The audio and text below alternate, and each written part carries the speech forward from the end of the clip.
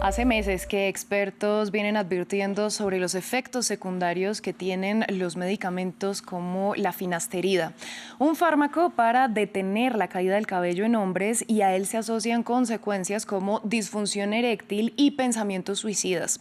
Hace poco la cadena BBC reveló una investigación sobre cómo este tipo de drogas, pese a que son de acceso con fórmula, se venden con muy pocas restricciones e incluso, aunque desde abril de 2024 se ordenó que se agreguen advertencias, no siempre se ha cumplido esta norma.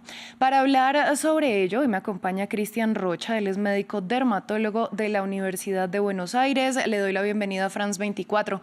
¿Cuáles son exactamente las funciones de la finasterida? ¿Qué se supone que debe hacer en el cuerpo? Buen día, Valentina, ¿cómo estás? Pues en realidad se debe entender que la finastería en su inicio fue un medicamento que fue diseñado para el manejo de hiperplasia prostática benigna, pero pues obviamente con sus hallazgos también se encontró que también servía a dosis inferiores, que es para el manejo de la hiperplasia, también para un tipo de alopecia específica, que es la alopecia androcrinogenética, no para cualquier tipo de alopecia, como posiblemente también he podido revisar en algunos artículos como los que tú mencionaste de la BBC, de que no son muy específicos, sinceramente, en qué tipo de alopecia, si me hago entender. Entonces, ese es uno de los problemas. El otro problema que tú que estás comentando es el hecho de que también hoy en día, desafortunadamente, también la infoxicación que existe a nivel mundial o la hiperinformación que estamos sometidos los seres humanos hace que también muchos pacientes, en vez de acceder al servicio médico, a la atención médica, ellos mismos se autoformulen. Y también la otra parte que tenemos es también de que se puedan vender este tipo de productos directamente por internet, sin pasar por protocolos, sin pasar por algún médico tratante.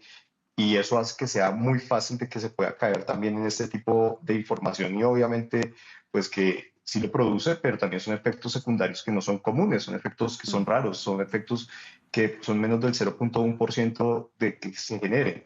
Y también hay que tener en cuenta que muchas veces los pacientes no consideran el tema de que el ser humano también tiene un componente genético y obviamente si tenemos un componente genético y tenemos una predisposición también a tener una enfermedad como depresión o algo, también un medicamento de esos puede ser un gatillante. Por eso la importancia de la valoración médica. Bueno, yo le pregunto puntualmente por este fármaco, pero ¿qué Claro. hace que se produzcan estos efectos secundarios como los que estábamos mencionando? Por ejemplo, la disfunción eréctil, los pensamientos suicidas, si tenemos en cuenta que este medicamento es uno de los más comunes para tratar la caída del cabello en Reino Unido, por ejemplo. Claro, lo que pasa es que volvemos a lo que yo te digo, es común, pero el tema es en qué países, si me hago entender. Y también la pregunta que yo te devolvería es, ¿cuántas personas están accediendo literalmente al servicio médico para que sean valorados por un especialista? Porque tú misma, en lo que mencionabas, la gente lo está comprando directamente por internet y ese es el problema. El problema es que cuando tú lo formulas como médico, tú te haces responsable de ese paciente. Cuando uno le dice al paciente, vamos a iniciar tal tratamiento con este medicamento, es porque tú como médico estás considerando que es posiblemente la mejor elección para este paciente. Pero obviamente decidir qué paciente va a tener un efecto secundario o un efecto no secundario o no tener efectos secundarios, literalmente, eso es algo que es como al azar. Porque también vos debes entender que existen efectos que son idiosincráticos. ¿Qué quiere decir eso? Que depende de cada ser humano, pero las probabilidades de sufrir eso, créeme que, o sea, la disminución de la libido, la disfunción eréctil, la reducción, por ejemplo, también de las eyaculaciones, todos los trastornos que puede producir esto son menos del 10%, o sea, son mínimos, si me hago entender. No quiere decir eso que no existan.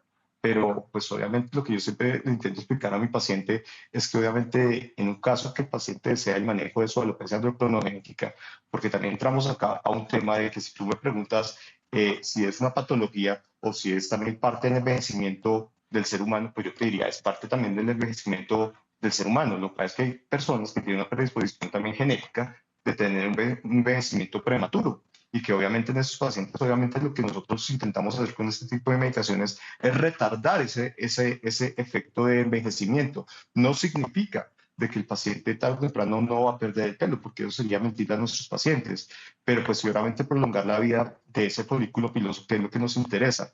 Además, pues entender de que obviamente, seamos sensatos, los medicamentos también pueden tener sus efectos secundarios, ¿no? Y por eso, pues, deben ser explícitos y como tú mencionas, deben ser explicados literalmente en el prospecto de los medicamentos, pero pienso que uno de los problemas también es el acceso a la información, porque literalmente la gente hoy en día, en vez de preguntarle al médico, le preguntan a ChatGPT, le preguntan al doctor Google, le preguntan a cualquier persona que no tiene, pues obviamente, la capacidad de indicar este tipo de medicamentos. Entonces yo creo que ese es uno de los problemas que yo encuentro sinceramente cuando evalúo este tipo de situaciones.